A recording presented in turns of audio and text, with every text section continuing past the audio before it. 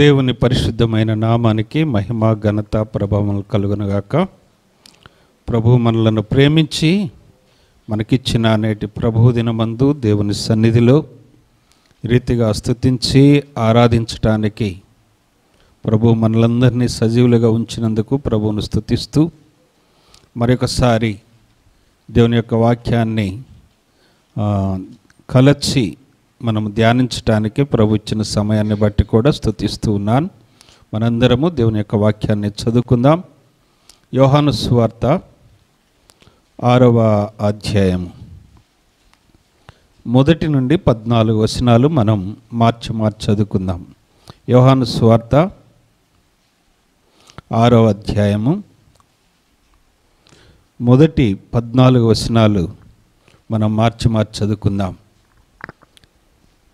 అటు తరువాత యేసు తిబేరియా సముద్రము అనగా గలిలయ సముద్రము దాటి అద్దరికి వెళ్ళెను.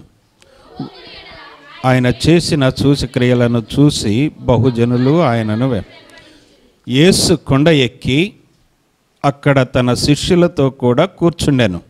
అప్పుడు యూదుల పండగ సమయం కాబట్టి యేసు కన్నులెత్తి బహుజనులు తన యొద్దకు వచ్చుట చూసి, వీరు భుజించుటకు ఎక్కడ నుండి రొట్టెలు కొని తెప్పింతుమని ఫిలిప్పును అడిగెను గాని,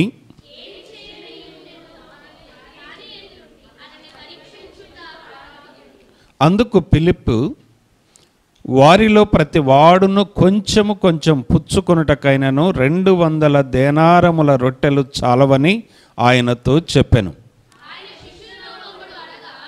సిమోను పేతురు సహోదరుడైన ఇక్కడ ఉన్న ఒక చిన్నవాని యొద్ద 5 యవల రొట్టెలు 2 చిన్న చేపలు ఉన్నవి గాని ఇంతమందికి ఇవి ఏమాత్రమని ఆయనతో అనగా,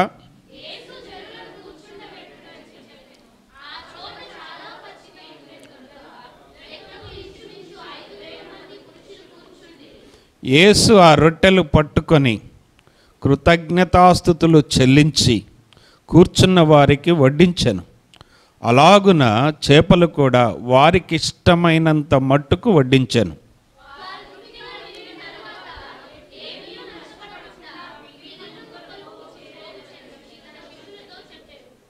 కాబట్టి వారు భుజించిన తరువాత వారి యొద్ద మిగిలిన 5 యవల రొట్టెల ముక్కలు పోగు చేసి 12 గంపలు నింపిరి. 14 వచ్చినందున కలిసి ఆ మనుష్యులు చూసి నిజముగా ఈ లోకమునకు రాబోవు ప్రవక్త అయ్యనే అని చెప్పుకొనిరి. ప్రార్థన చేసుకుందాం. ప్రేమ నమ్మకము కలిగిన పరలోకపు తండ్రి, మీ ఘనమైన పరిశుద్ధమైన పాదాలకు వందనములు స్తోత్రాలు చెల్లిస్తూ ఉన్నాం. మా ప్రభువా, మమ్మలను ప్రేమించి మీరు మాకు అనుగ్రహించిన నీ పరిశుద్ధమైన సన్నిధిలో ప్రభు దినమందు ఆరాధించుటకై మీరిచ్చిన కృపను బట్టి మీకు వందనాలు. తిరిగి తండ్రి, మేమందరము మీరు మా కొరకై కలువరి శిలువలో బలి అయిపోయినటువంటి మీ మరణమును జ్ఞాపకము చేసుకొని మీ బలలో పాలు పొందుట కొరకై నీ వాక్య భాగములో నుంచి పరిశుద్ధాత్మ సహాయము చేత అల్పుడు, బలహీనుడు, ఏ మంచి లేని, ఏ యోగ్యత లేనటువంటి మీ దాసుని మీరు క్షమించి మీ కృపనిచ్చి మీ ఆత్మ ద్వారా బలపరచి చేరిన సంఘానికి ఆశీర్వాదకరంగా మీకు మహిమకరంగా మీరే మాట్లాడుమని ప్రభువైన యేసుక్రీస్తు వారి పరిశుద్ధమైన నామములో స్తుతించి ప్రార్థన చేస్తున్నాము తండ్రి. ఆమేన్. ప్రభునందు ప్రియమైనటువంటి దేవుని బిడ్డలందరికీ మరొకసారి వందనాలు చెల్లిస్తున్నాను. ఈ వాక్య భాగం మనందరికీ బాగా పరిచయం. ఇంకా చెప్పాలంటే సండే స్కూల్ పిల్లలకి ఇంకా బాగా పరిచయం. ఇదంతా కూడా సండే స్కూల్ యొక్క స్టోరీ.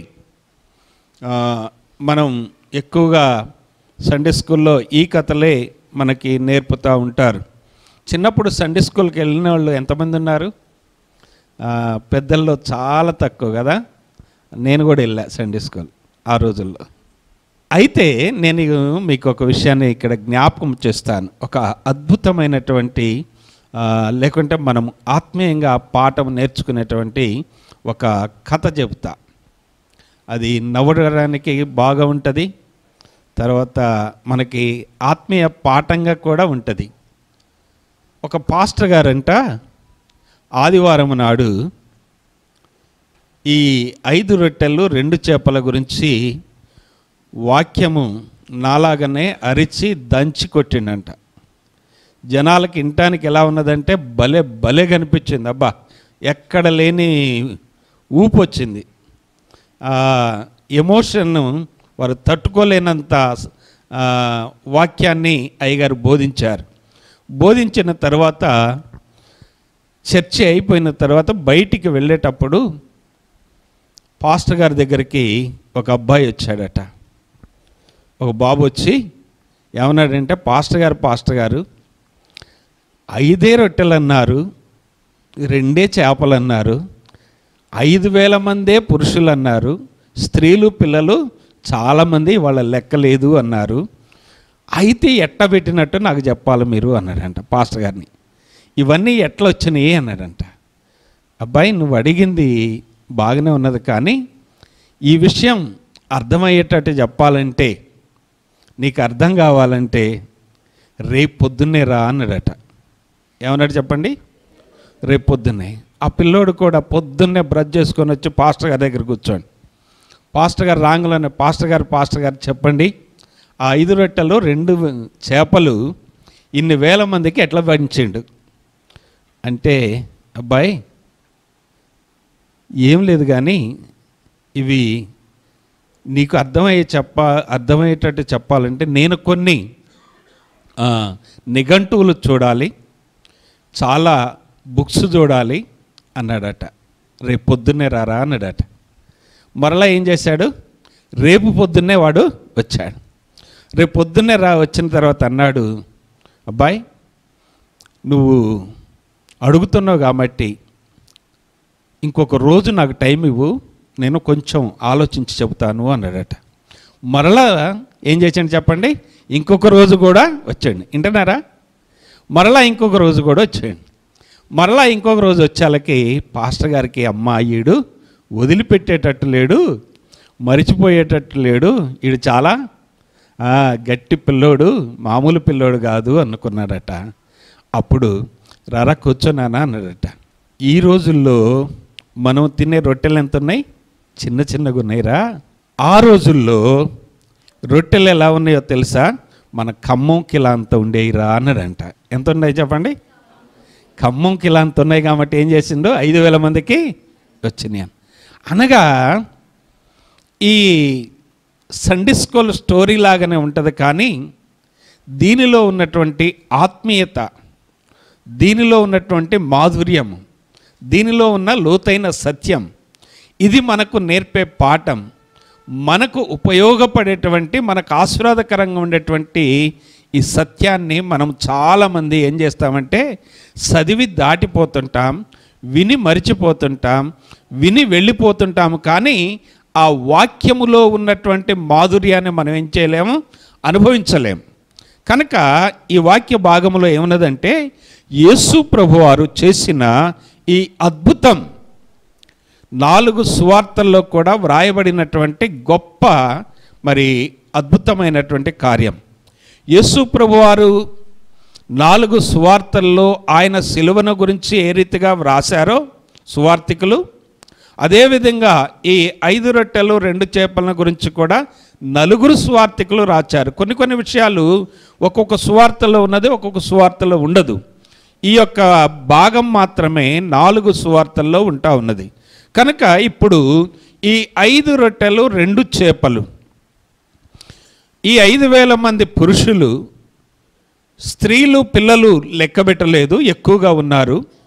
కొంతమంది పండితులు అంటారు దరిదాపుగా ఒక 20,000 మంది వరకు ఉండవచ్చును అని. ఎంతమంది? 20,000 మంది వరకు ఉండవచ్చును అని.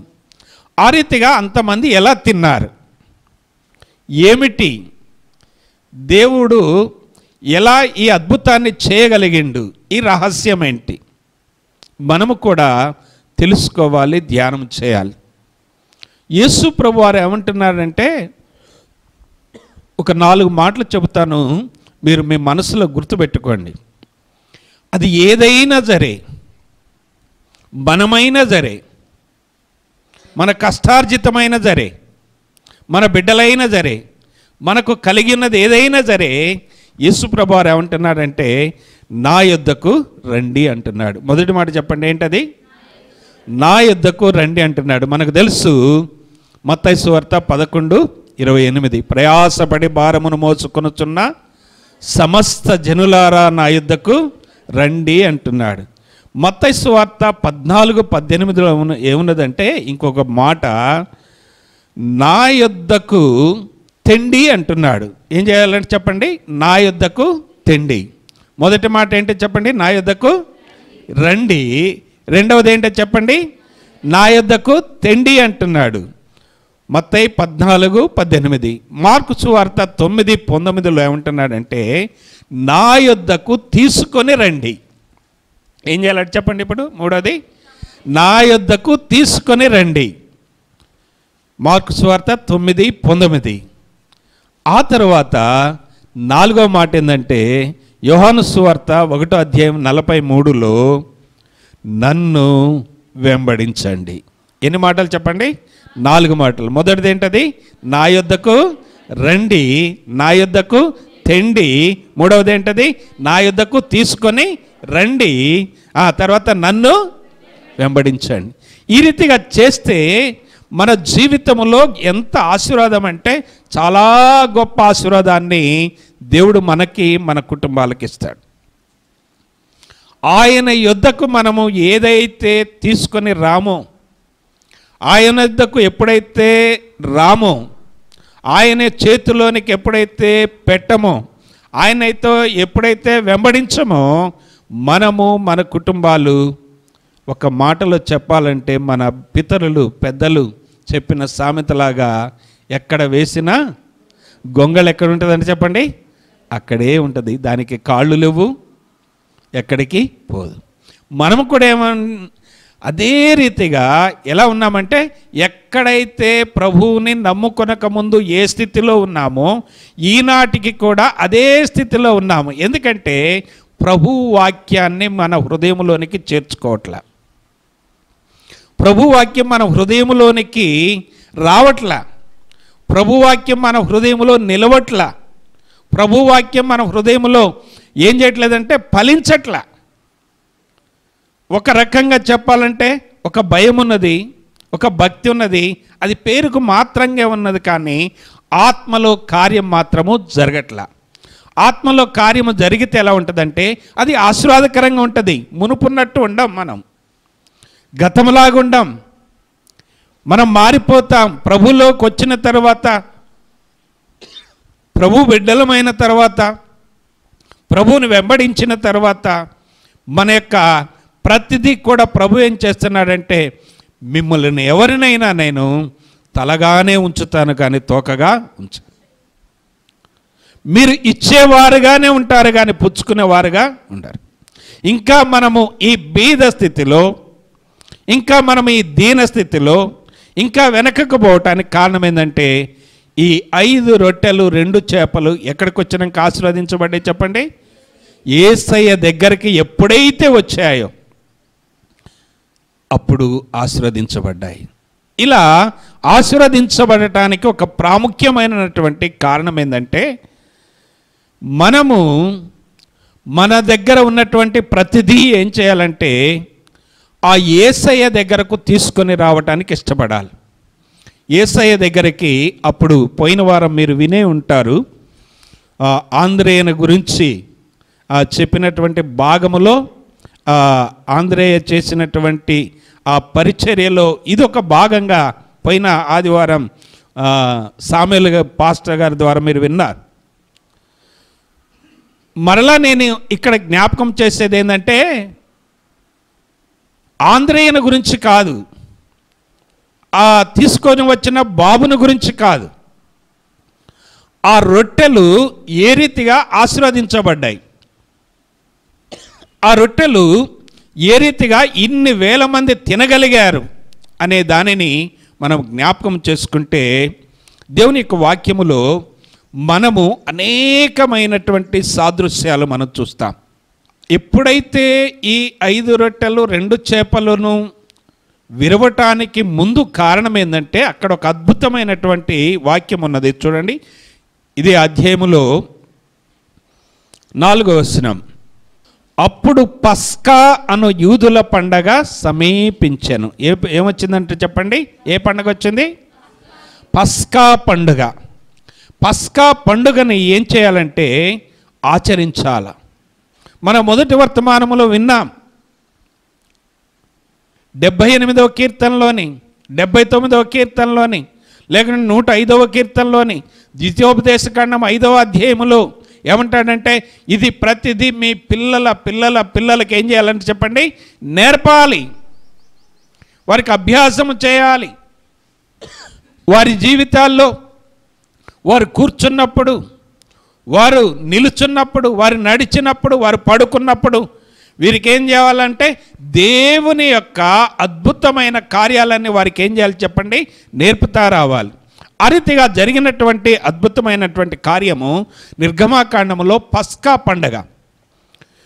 ఐగుప్తులో నుంచి ఇశ్రాయేలీలను విడిపించుకొని వచ్చి పస్కా పండుగను మోషే అహరోనులకు దేవుడు చూపించినప్పుడు వారు ఆచరించారు. దాన్ని మీ అందరికీ ఏందో తెలుసండి, నిత్యమైనటువంటి కట్టడ అంటాడు. ఇది యెహోవాకు పస్కా బలి అంటాడు.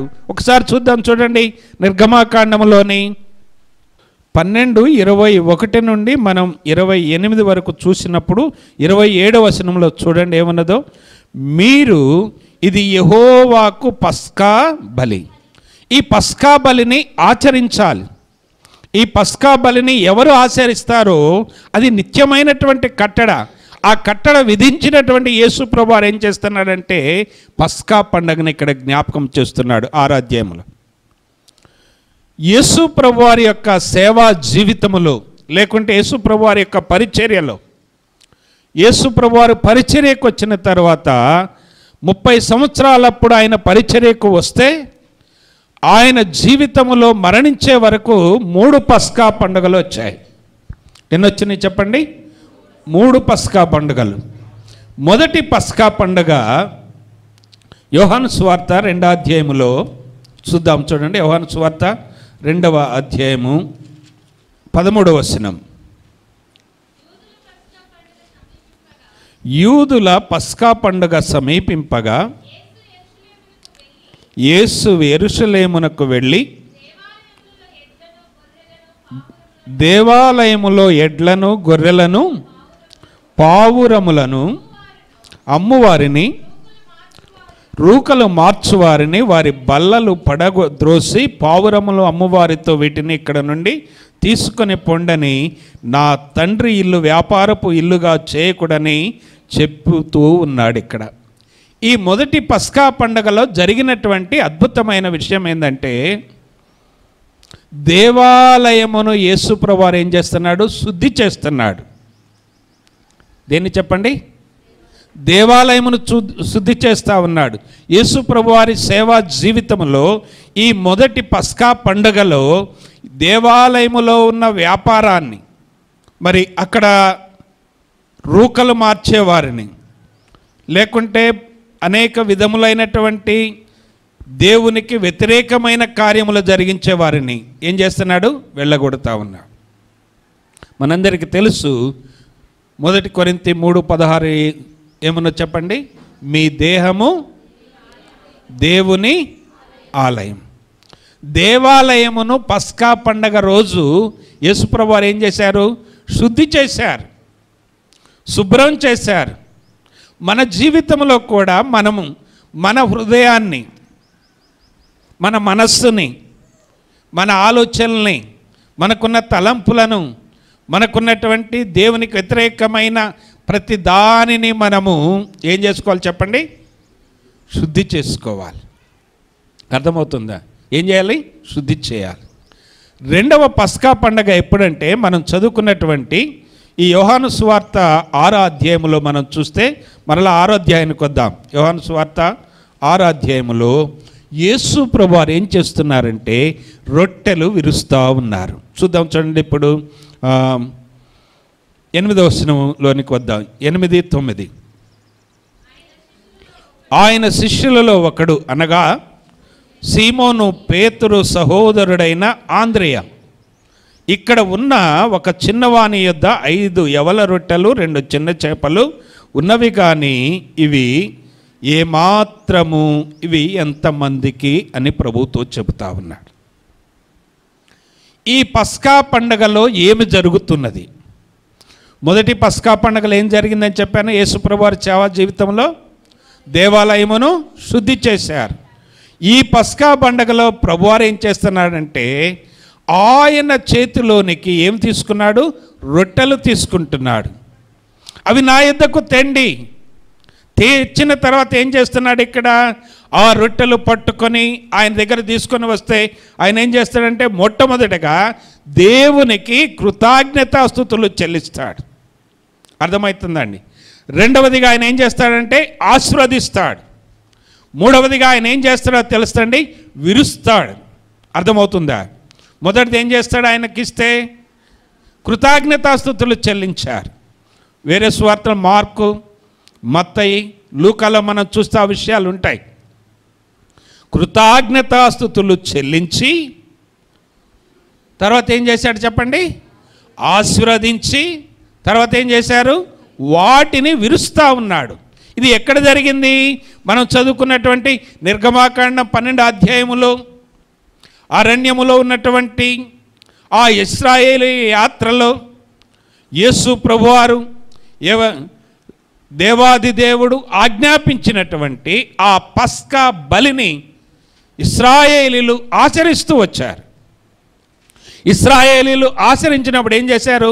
పస్కా బలిని ఎలా ఆచరించారు?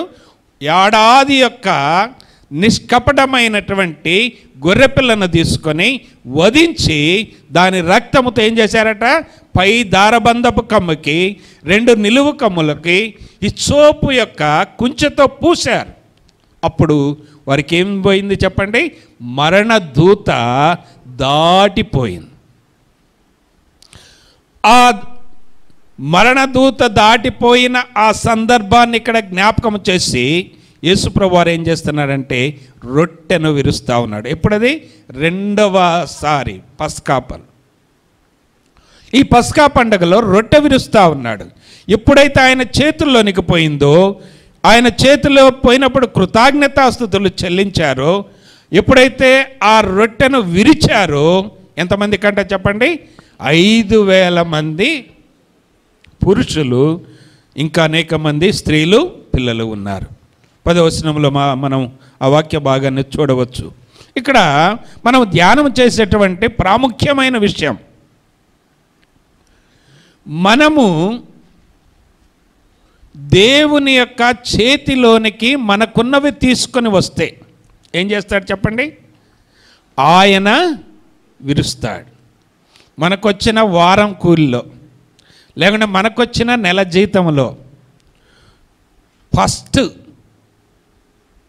సాయంకాలం మేస్త్రి ఇయ్యంగలోనే ఫస్ట్ దేవునికి ఎంతమందిని తీస్తాం చెప్పండి? దేవుని చేతిలోనికి ఎంతమందిని తెస్తాం? ఎవరైనా ఉన్నామండి ఈ బలలో పాలు పొందేవాళ్ళం? 5,000 మంది ఎట్లా తిన్నారని ఆ పిల్లోడు అడిగాడు కదా. అరే అబ్బాయి అని చెప్పాడు కదా పాస్టర్ గారు. చెప్పడానికి జవాబు దొరకలేదు కదా పాస్టర్ గారికి. పాస్టర్ గారు చెప్పలేక ఏమన్నాడు చెప్పండి? ఖమ్మం కిలాంతా ఉన్నాయి రా రోజు బ్రెడ్ అని చెప్పాడు. అది కాదు. ఎప్పుడైతే ఆశీర్వదించబడాలంటే, ఎప్పుడైతే ఇన్ని వేల మందికి ఆహారము రావాలంటే ఏం చేయబడ్డది చెప్పండి? విరవబడ్డది. యేసయ్య చేతిలోనికి పోయింది. కృతజ్ఞతాస్తుతులు చెల్లించారు. మన జీవితంలో మనకున్న ప్రతిదీ అక్కరలన్నీ తీరాలంటే ఫస్ట్గా మనం ఏం చేయాలి చెప్పండి? దేవుని యొక్క చేతిలోనికి తేవాలి. దేవునివి దేవునికి ఇవ్వాలి. కయ్యూని ఇచ్చాడు, కానీ దేవునికి ఇష్టమైనవి కాదు. హేబేలు ఇచ్చాడు, దేవునికి ప్రీతికరమైనటువంటిది. మనకిష్టమైన తర్వాత, మనం అన్నీ కొనుక్కున్న తర్వాత, మిగిలిన తర్వాత, ఆదివారం వచ్చిన తర్వాత, లేకుంటే ఫస్ట్ తారీఖు వచ్చిన తర్వాత ఏం చేస్తాం చెప్పండి? దేవునికి ఇస్తాం. అవునా కాదా? ఇది వాస్తవా కాదా? మనం ఒప్పుకోవాలనా లేదా చెప్పండి? పిల్లలు కాదు, సంపాదించే వాళ్ళు చెప్పాలి. అవునా కాదు చెప్పండి. మొదటగా ఏమంటున్నాడంటే, ఆయన చేతిలోనికి తీసుకొని వస్తే ఆ రొట్టెలు ఎన్ని ఉన్నాయండి? 5 ఉన్నాయి. కానీ విరిచిన తర్వాత 5,000 మందికి. అబ్బాబ్బా! మన జీవితంలో మనం ఆశీర్వదించబడకపోవటానికి, మనం వెనకబడటానికి మనము చేయవలసిన వాక్యానుసారమైనటువంటి దేవుడు చెప్పే మాటలు మనం ఏం చేస్తామంటే, ఇవి మనవి కావు అనుకుంటాం, ఇది నాది కాదనుకుంటాం, ఇది ఎవరికో అనుకుంటాం, ఇలా చెప్పటం బాగోలేదనుకుంటాం. కానీ ఇక్కడ ఆ 5 రొట్టెలు, ఆ 2 చేపలు ఎప్పుడైతే యేసయ్య దగ్గరకు వచ్చాయో, ఎన్ని వేల మందికో ఏమైపోయిందంట? తృప్తిగా తిన్నారట. ఈ తృప్తిగా తినటానికి మన జీవితంలో కూడా మనము ఆయన చేతిలోనికి తీసుకుని వస్తే ఆయన మనలను ఆశీర్వదిస్తూ ఉంటాడు. కనుక ప్రభునందు ప్రియమైన దేవుని సంగమా, మనము ఆశీర్వదించబడాలి, మనము సమృద్ధిగా ఉండాలి, మనము పరిచర్యను కొనసాగించాలి, మనము వేరే గ్రామాన్ని చూసి ఒక మందిరాన్ని కట్టాలి. అర్థమవుతుందండి?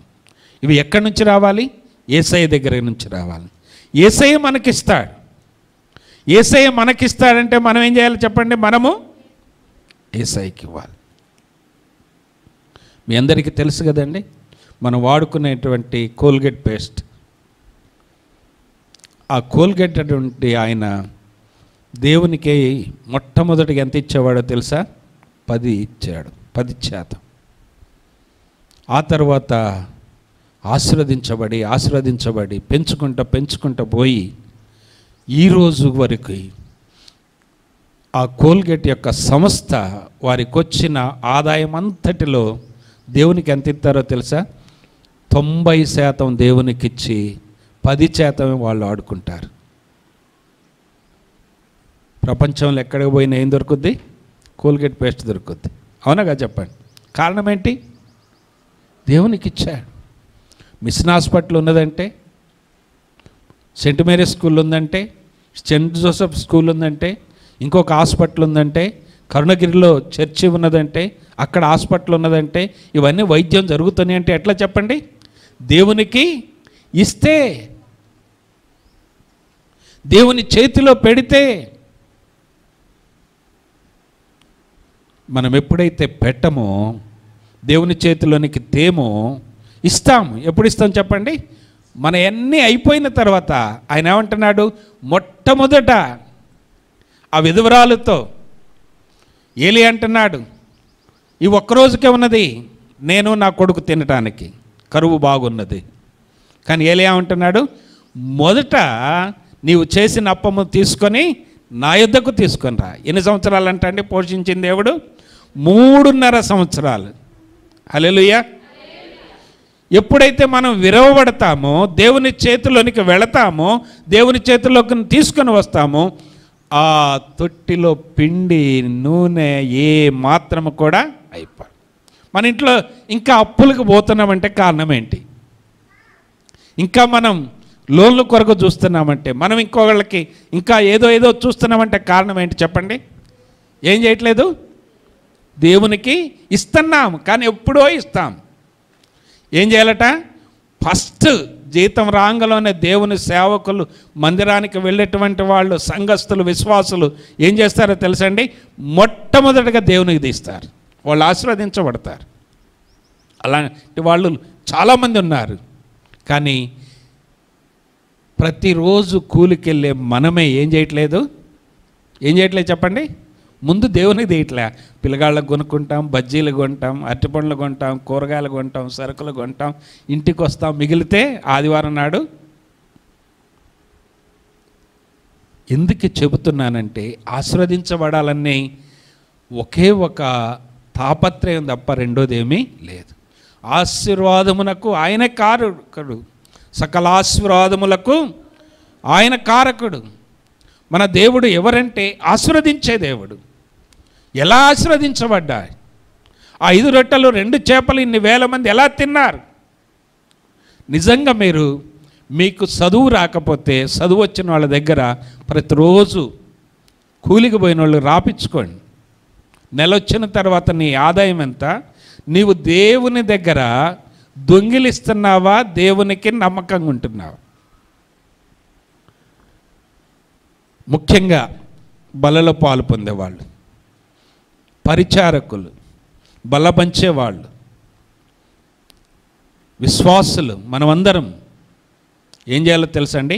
నీకొచ్చినది మొదట దేవునికి. దేవుడు నిన్ను ఏం చేస్తాడో తెలుసా? అప్పుడు ఆయన ఆశీర్వదిస్తాడు. ఆ తర్వాత మనం చూస్తే చూడండి 11వ వచనములో, యేసు ఆ రొట్టెలు పట్టుకొని కృతజ్ఞతాస్తుతులు చెల్లించి కూర్చున్న వారికి వడ్డించెను. అలాగనే చేపలు కూడా వారికి ఇష్టమైనంత మట్టుకు వడ్డించెను. వారు తృప్తిగా తినిన తరువాత ఏమీ నష్టపడకుండా మిగిలిన ముక్కలు పోగు చేయుడని తన శిష్యులతో చెప్పాను. ఇక్కడ నేను మరొక పస్కా పండుగను జ్ఞాపకం చేస్తాను. మొదటి పస్కా పండుగలో ప్రభు ఏం చేశారు చెప్పండి? దేవాలయమును శుద్ధి చేశారు. రెండవది ఆయన సేవా జీవితంలో వచ్చిన పస్కా పండుగలు ఏం చేస్తున్నారు? రొట్టెను విరిచి ఆ పస్కా పండుగను పాటించి అనేకులకు ఆశీర్వాదకరంగా ఆ రొట్టెలు పంచి మిగిల్చినటువంటి ఈ అద్భుతమైన దృశ్యాన్ని చూస్తూ ఉన్నాం. కనుక ఒకసారి మార్కు సువార్త లేకుంటే మత్తయి సువార్తలో చూడండి 14వ అధ్యాయము 19వ వచనం. పచ్చిక మీద కూర్చున్నాడని జనులకు ఆజ్ఞాపించి ఆ 5 రొట్టెలను 2 చేపలను పట్టుకొని ఆకాశము వైపు కన్నులెత్తి ఆశీర్వదించి ఆ రొట్టెలు విరిచి శిష్యులకిచ్చాను. రొట్టెలు విరిచి ఎవరికిచ్చాడు? శిష్యులకిచ్చారు. యేసు ప్రభు విరిచిన రొట్టెలు ఇప్పుడు ఏం చేయాలా? పంచేవాళ్ళు కావాలి. అర్థమవుతుందండి? నీవు నేను ఏం చేయాలంటే పంచాల. ఈ బలలో పాలు పొందే మనమందరం ఏం చేయాలంటే ఈ వేల సమూహానికి పంచాల. మనం ఏం చేస్తున్నామంటే దేవుని మందిరములో భారంగా ప్రార్థన చేస్తున్నాం. మా కాలనీ కొరకు, మా ఇంటి పక్క వాళ్ళ కొరకు, మా ఖమ్మం కొరకు, అంతే కదా, ఇంకా అనేకుల కొరకు భారంగా ప్రార్థన చేస్తున్నాం. ఆ భారమైనటువంటి ప్రార్థనతో పాటు ఏం చేయాలి చెప్పండి? దేవుని గురించి మనము ఆయన యొక్క రొట్టెను పంచాలి. ఎలా పంచాలి? ఆయన రొట్టెను ఎలా పంచుతూ? ఆయన ప్రేమ, ఆయన శరీరము, ఆయన త్యాగము, ఆయన యొక్క సమర్పణ, ఆయన దగ్గరకు వస్తే జరిగేటువంటి ఆశీర్వాదాలు, జరిగేటువంటి మేలులు, అనేకమైన అద్భుతమైన కార్యాలు, అనేకమైన స్వస్థత కార్యాలు ప్రభు ఏం చేస్తాడు? చేస్తాడని ఆయన గురించి మనము ప్రచురము చేయాలి. మన జీవితంలో ప్రభువుని మనం ఏం చేయట్లేదు? ప్రభు రొట్టె విరిచి ఇస్తున్నాడు కానీ ఏం చేయట్లేదు చెప్పండి? పంచట్లే. పక్క వాళ్ళకి పంచట్లేదంటే ఆయన సిలువను ప్రకటించట్లే. ఆయన సిలువను ప్రకటించట్లేదంటే మనము సిలువ వేయబట్ల. అర్థమవుతుందండి? మనం ఏం కావట్లేదు? సిలువ వేయబట్ల. ఎవరైనా ఏదన్నా అంటే ఒకదానికి ఎన్నంటున్నాం? 10. మరి రొట్టెను ఎలా పంచుతావు? సాక్ష్యం ఎలా ఉన్నది? ప్రేమేడ చూపెడుతున్నాం? దేవుని యొక్క శరీరము, ఇది మీ కొరకై విరవబడిన నా శరీరం. ఆ రొట్టెను విరవబడిన శరీరము కలువరి సిలువలో మనం చూస్తే ఏమని మనం జ్ఞాపకం చేసుకుంటాం? కలువరి సిలువలో ఆయన ఏమన్నాడు చెప్పండి? తండ్రి, వీరేమి చేయుచున్నారు, వీరిని క్షమించమనను. మన జీవితంలో ఆ క్షమాపణ లేకుండా నువ్వెంత ప్రార్థన చేసినా, ఎంత చెప్పినా, ఏది చేసినా కూడా అది ఆశీర్వాదకరంగా ఉండదు. క్షమించే గుణం ఉండాలి. క్రైస్తవుడు అంటే ఎవరో తెలుసండి? మాకు తెలిసిన ఒక పాస్టర్ గారు ఉన్నాడు. బ్యాగ్ తగిలించుకొని వెళుతున్నాడు. బ్యాగ్ తగిలించుకొని సేవకు వెళుతుంటే వాళ్ళ నాన్నగారు పిలిచి, బాబు ఎక్కడికి వెళ్తున్నావు? సేవకి వెళ్తున్నావా అన్నాడు. ఎక్కడికి? సేవకి.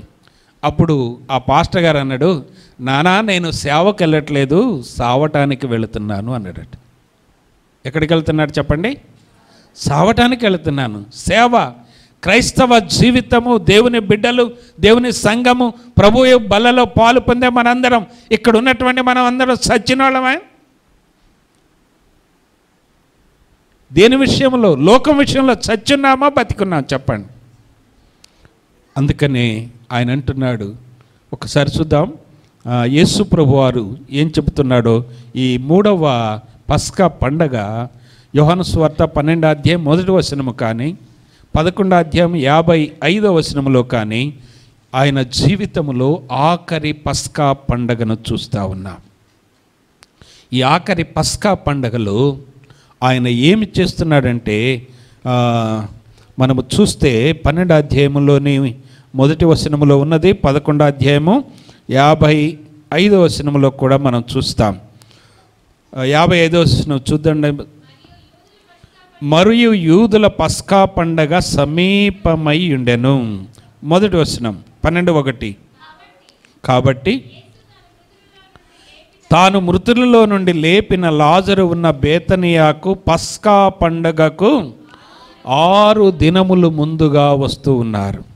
యేసు ప్రభువారు ఈ పస్కా పండగలో ఆయన చేసినటువంటి పనిని నలుగురు సువార్తికులు ఆఖరులో ప్రభు యొక్క బల్లను జ్ఞాపకం చేస్తూ రాస్తూ వచ్చారు. దాన్ని వివరంగా అపోస్తలుడైనటువంటి పౌలు గారు మనకి క్లుప్తంగా జ్ఞాపకం చేస్తున్నాడు. చూడండి, 1 కొరింథీ 11:23-24 మనం ప్రభు బల్లలో జ్ఞాపకం చేసుకునే మాటలు. నేను మీకు అప్పగించిన దానిని ప్రభు వలన పొందితిని. ప్రభు అయిన యేసు తాను అప్పగింపబడిన రాత్రి ఒక రొట్టెను ఎత్తుకొని కృతజ్ఞతాస్తుతులు చెల్లించి దానిని విరిచి, ఇది మీ కొరకైన నా శరీరం. ప్రభునందు ప్రియమైన సంగమా, ప్రభు బలలో పాలు పొందుతున్నటువంటి మనము ఆయన ఏమంటున్నాడు చెప్పండి? ఇది మీ కొరకై విరువబడిన నా శరీరం. ఎంతమంది శరీరం అని పాలు పొందుతున్నారు? ప్రభు శరీరం అనే పాలు పొందుతున్నారా? ఏదో ఇక్కడ రొట్టె అనే పాలు పొందుతున్నారు. 10 సంవత్సరాలు 12 సంవత్సరాలు దాటిన పిల్లలు ఈ బల్ల మీద మిగిలిపోయిన రొట్టెలు తినకూడదు. 10-12 దాటిన వాళ్ళు, అర్థమవుతుందండి? 10 సంవత్సరాలు దాటిన వాళ్ళు ప్రభు బల్లలో పాలు పొందకూడదు. అంటే మిగిలిన తర్వాత పాత్రలు క్లీన్ చేసేటప్పుడు మన పిల్లలు కొద్దిగా తొందరపడుతున్నారు. మంచిదే, క్లీన్ చేయటం మంచిదే, కానీ వాళ్ళు తినకూడదు. అర్థమవుతుందండి? తినకూడదు. వాళ్ళు తింటే వాళ్ళకి ఏమవుతుందంటే ప్రభువు యొక్క శరీరములో ఉన్న గొప్పతనం అర్థం కాదు, ప్రభు శిలువ వారికి అర్థం కాదు, ప్రభు ప్రేమ వారికి అర్థం కాదు, ప్రభు పరిచర్య వారికి అర్థం కాదు. తినటానికి టేస్ట్గానే ఉంటుంది. ఆయన ప్రభువారు ఏం చేస్తున్నారు చెప్పండి? ఇది మీ కొరకై విరవబడిన నా శరీరం. మేమందరం ఉన్నప్పుడు మరి శ్యామలమ్మ గారు రొట్టె తయారు చేయటానికి చేసింది. మేము కుటుంబం అంతా ఉన్నప్పుడు చివరి ఆదివారం, అంతకుముందు ఆదివారం ఆ రొట్టె ఏమైంది? ఇరిగింది. అప్పుడు అయ్యగారు ఏమన్నాడు తెలుసా?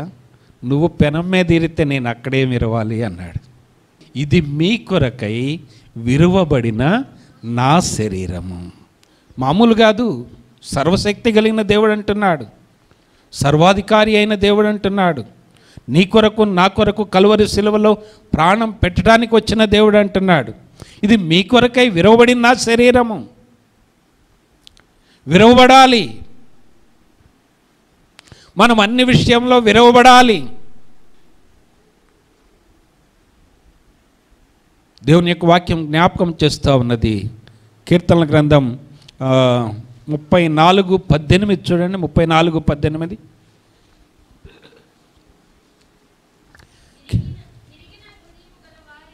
విరిగిన హృదయము గలవారికి యెహోవా ఎలా ఉంటాడట చెప్పండి? ఆసన్నుడు. నలిగిన మనస్సు గలవారికి ఆయన ఏం చేస్తాడట? అబ్బాబ్బా, ఆయనకి ఇంకా 51:17 చూడండి. కీర్తనలు 51:17.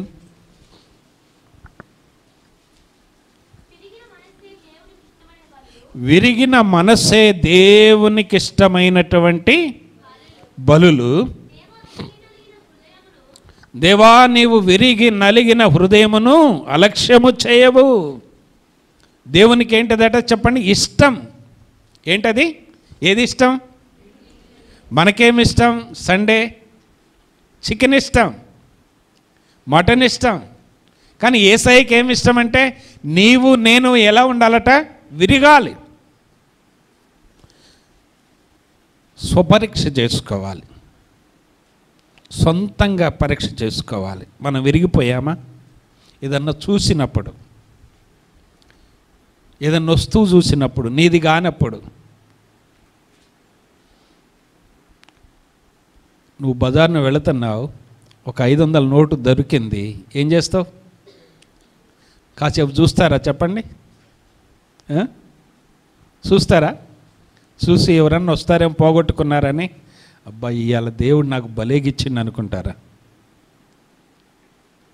మీకు తెలుసు కదా, వార్తల్లో వస్తున్నాయి, ఆటో వాళ్ళు చైన్స్ దొరికితే రిటర్న్ ఇస్తూ ఉన్నారు. అన్యులు క్యాష్ బ్యాక్ దొరికితే కొంతమంది తిరిగి రిటర్న్ ఇస్తూ ఉన్నారు, కొంతమంది దోసుకునే వాళ్ళను.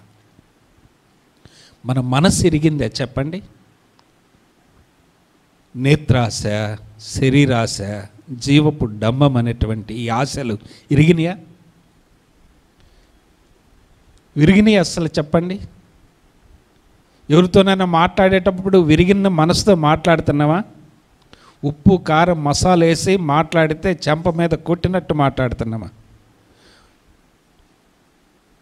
బిల్లిగ్రామ్ గారు ఒక మాట చెబుతారు, మనం మాట్లాడే మాటల్లోనట అది నిజమా కాదని తెలుసుకోవాలట. మనం మాట్లాడే మాట అవసరమా కాదని గుర్తెరగాలట. మనం మాట్లాడే మాటలో దేవునికి మహిమ కలుగుతుందా లేదా అని చూడాలి. ఏది పడితే అది మాట్లాడతాం కదా, ఆవేశంతో మాట్లాడతాం, తొందరతో మాట్లాడతాం, కోపంతో మాట్లాడతాం. దానివల్ల ఇతరులకు ఏమవుతుందో తెలుసా? గాయాలు కూడా అవుతా ఉంటాయి. కాబట్టి ప్రభువునందు ప్రియమైన సంగమా, మనం బలలో పాలు పొందటం కాదు, పాలు పొందిన దానితో పాటు మనము ఆశీర్వదించబడాలంటే ఇక్కడ చేరిన మనమందరం కూడా ఎలా ఉండాలి చెప్పండి? విరగాలి. విరిగిన మనస్సే దేవునికి ఇష్టమైనటువంటిది. మన మనస్సు ఎరగలా, ఇంకా చాలామందికి మనసు ఎరగట్లేదు. విరిగితే ఆశీర్వాదకరంగా ఉంటుంది. పాపం విషయంలో అవకాశం దొరికింది యోసేపుకి. ఏం చేశాడు చెప్పండి? తన మనస్సు విరిగిపోయింది, పారిపోయాడు.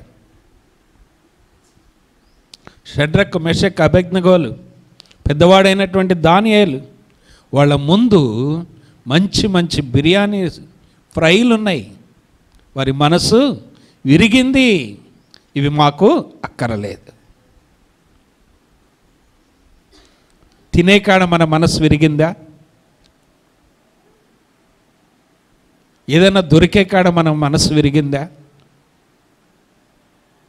అసలు ఇరిగిపోయామా లేదా? ప్రభు కోరుతా ఉన్నాడు. దేవుని యొక్క వాక్యం జ్ఞాపకం చేస్తూ ఉన్నది, మన జీవితాలను ప్రభు చేతిలో పెట్టి ఏం చేయాలి చెప్పండి? ప్రభువా నన్ను విరువు అనాలి. ఏం చెప్పాలి చెప్పండి? ప్రభువా నన్ను విరువు. నేను ఎవరికి అబద్ధాలు చెప్పను, అబద్ధాల నుంచి విరు. ఇంకొకరికి సాడీలు చెప్పను, సాడీల నుంచి విరు. వీళ్ళింట్లో మాటలు తీసిపోయి వాళ్ళింట్లో నేను చెప్పను. వీటన్నిటి నుంచి మనం ఏం చేయాలి చెప్పండి? విరగాలి. బజార్లో ఎవరికో ఏదో ప్రాబ్లం వస్తే కొంతమంది ఏం చేస్తారో తెలుసండి? పండగ చేసుకుంటారు, వాళ్ళకి అట్లే కావాలి అని. ప్రభుకు నచ్చదు ఇది. ఇది మనకు తగదు విశ్వాసులకి, ఇది మనకు తగదు ప్రభు బలలో పాలు పొందే వారికి. చాలా భారంతో చెబుతూ ఉన్నాను, విరవబడండి. మనమందరం విరవబడదాం. లోకాశలభ విషయంలో విరవబడదాం. విరిస్తే ఏమవుతుంది చెప్పండి? విరిచింది 5 రొట్టెలే, తిన్నది. మనం విరవబడితే మన కుటుంబం రక్షింపబడుతుంది.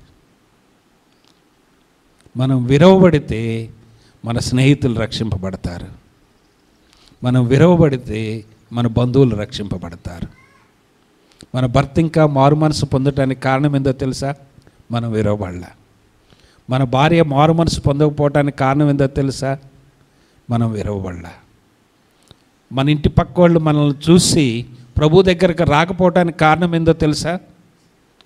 ఏం కాలేదు, మనం సేమ్ యాజ్ ఇట్ ఈజ్ అంతే ఉన్నాం. మాట ఏం మారలే, సూప్ ఏం మారలే, ఆశ ఏం మారలే, కోపం ఏం మారలే, అసూయ ఏం మారలే, ద్వేషం ఏం మారలే, కక్షలేం మారలే, ఆచార్యాలు ఏం మారలే. అన్యులతో పాటు మనం కూడా అన్ని చేస్తూ ఉన్నాం. ఎక్కడ విరవబడ్డాం? ఎలా వస్తాయి 5 రొట్టెలు 2 చేపలు ఇన్ని వేల మందికి? కారణం ఏంటి చెప్పండి? విరవబడ్డాయి. ఎక్కడ విరవబడ్డాయి?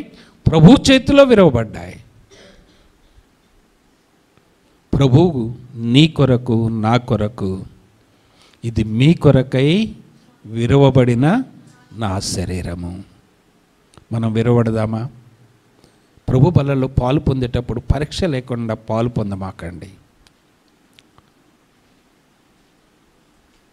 యేసు ప్రభు క్షమించేవాడే, కానీ బుద్ధిపూర్వకంగా పాపము చేస్తే ఆయన క్షమించడు. బలలో పాలు పొంది పదే పదే అబద్ధమాడితే, బలలో పాలు పొంది పదే పదే నీ నోటితో ఇష్టానుసారంగా మాట్లాడితే, బలలో పాలు పొంది నీ ఇష్టానుసారంగా నీ క్రియలన్నీ నువ్వు చేస్తే ఆయన క్షమించడు. హెబ్రీలకు రాసిన పత్రికలో బుద్ధిపూర్వకంగా పాపము చేసిన వానికి ఏమున్నది ఒకసారి చూద్దాం. చూడండి, హెబ్రీ 12:14 నుండి.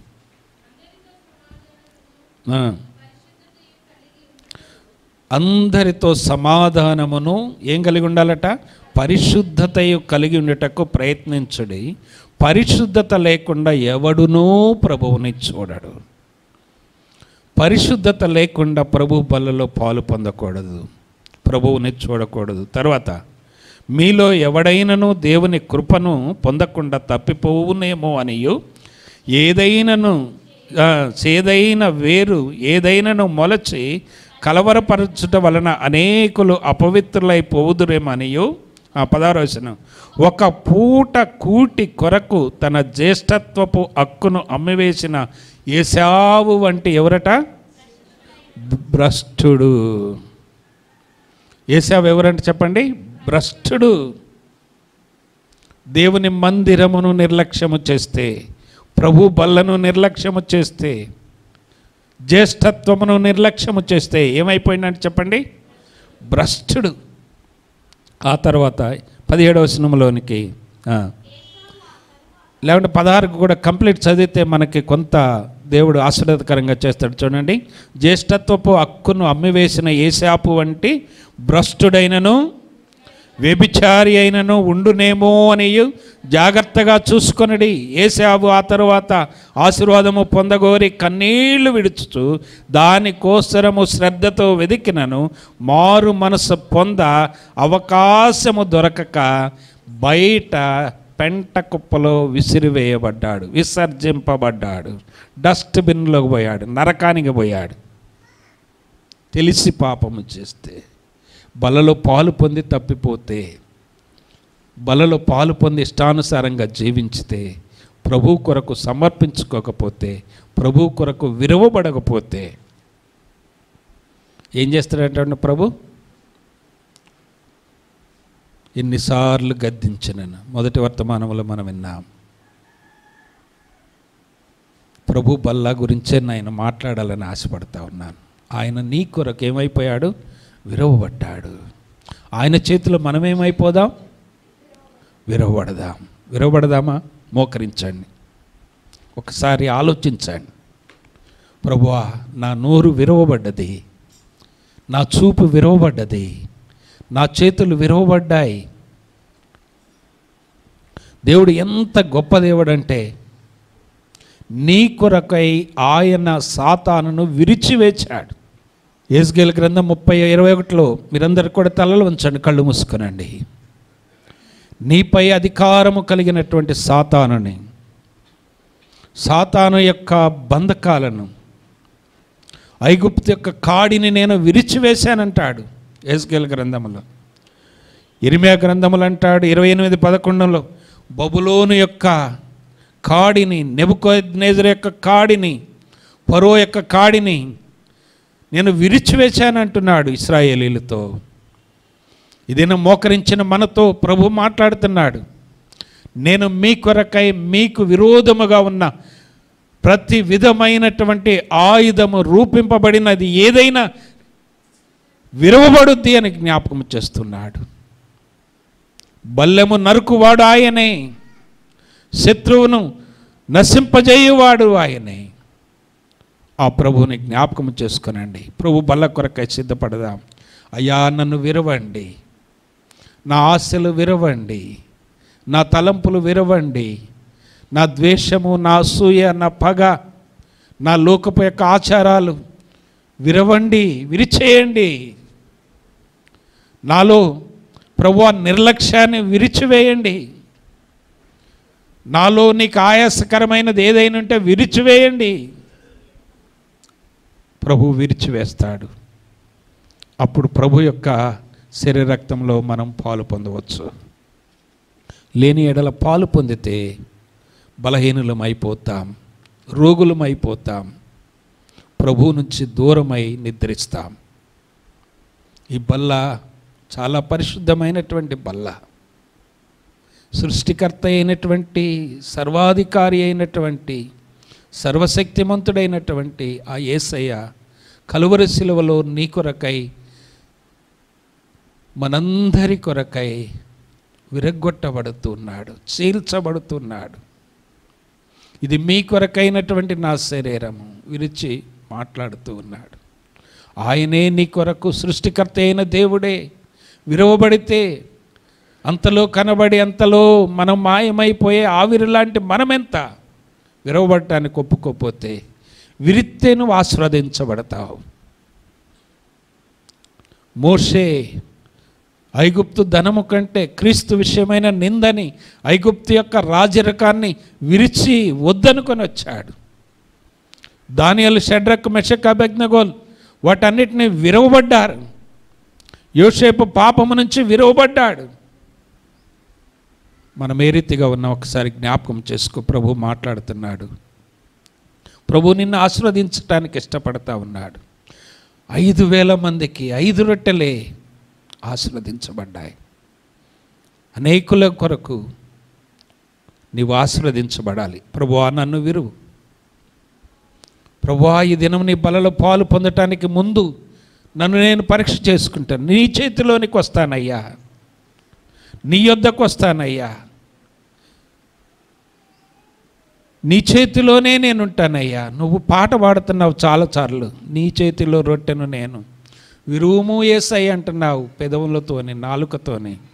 కానీ ప్రభు అడుగుతున్నాడు, నువ్వు విరవబడ్డావా? నిజంగా విరవబడ్డావా? కోపం విరవబడ్డదా? ప్రభు మాట్లాడుతున్నాడు. వాక్యం బోధించడానికి నేను ఇష్టపడలే, మళ్ళీ మనం పరీక్ష చేసుకోవడానికి ఇష్టపడుతున్నాను. విరవబడమని ప్రార్థన చేసుకుందాం. ప్రభు బల కొరకై సిద్ధపడదాం. ఇక నుంచి నేను విరవబడతాను, ప్రతి లోకాశల విషయంలో విరవబడతానని ప్రార్థన చేసుకుందాం. ప్రేమ కలిగిన మా తండ్రి, పరిశుద్ధుడా, మీ బంగారు పాదాలకు వందనాలు స్తోత్రాలు చెల్లిస్తూ ఉన్నాం. దేవా, మమ్మలందరినీ ప్రేమించి 5 రొట్టెలు 2 చేపలు మీరు విరిసినప్పుడు ఎంతమందికి ఆశీర్వాదకరంగా ఉందో మాకు జ్ఞాపకం చేస్తూ వచ్చారు.